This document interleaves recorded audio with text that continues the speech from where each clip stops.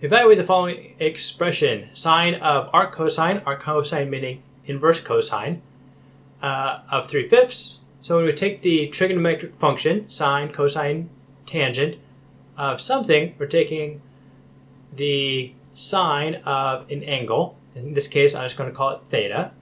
So I'm saying that theta equals, I'm going to write arc cosine, but it's the exact same thing as that old -1 up there. I just don't like to use the -1 because I get that confused with 1 over cosine.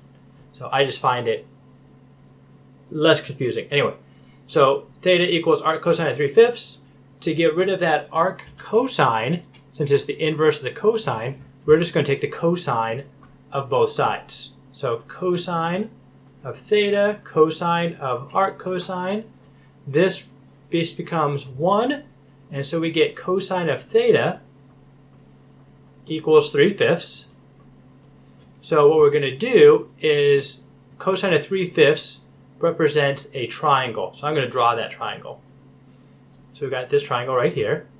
And cosine is, I'm going to go back to the idea of SOHCAHTOA. This is sine is opposite over hypotenuse, cosine is adjacent over hypotenuse, tangent is opposite over adjacent. So cosine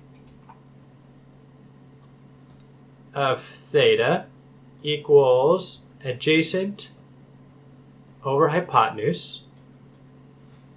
And so the adjacent, and we're told that this equals 3/5.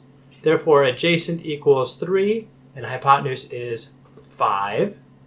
So this is going to be 3 on the adjacent, so this will be theta, and 5 on the hypotenuse up there. And so to do this, we'll do Pythagorean theorem. A squared plus b squared equals c squared. We're trying to solve for the opposite. So c squared is going to be 5 squared, which is 25, minus a squared is going to be 3 squared, which is going to be 9. 25 minus 9 is 16. Square root of 16 is 4. So this is a 3, 4, 5 triangle. Okay, so now we solve for the triangle there. So now, but what we want is not theta or cosine theta. What we want is sine of theta. So we already have theta defined by this triangle over here. So we're going to say that sine of theta is, go over here, opposite over hypotenuse. Opposite over hypotenuse. Opposite is 4. Hypotenuse is 5. So sine of theta, which is the same as sine of arc cosine of 3/5, is going to be opposite over hypotenuse, which is 4 over 5. So this is going to be 4/5. We could also write that as 0.8 if you wanted. And that makes sense because the sign of a number is always going to be between -1 and 1, inclusive. And so 4/5 is between that. So it's like, well, we're not necessarily correct, but we're not obviously wrong, which is a good sign if you want to be correct.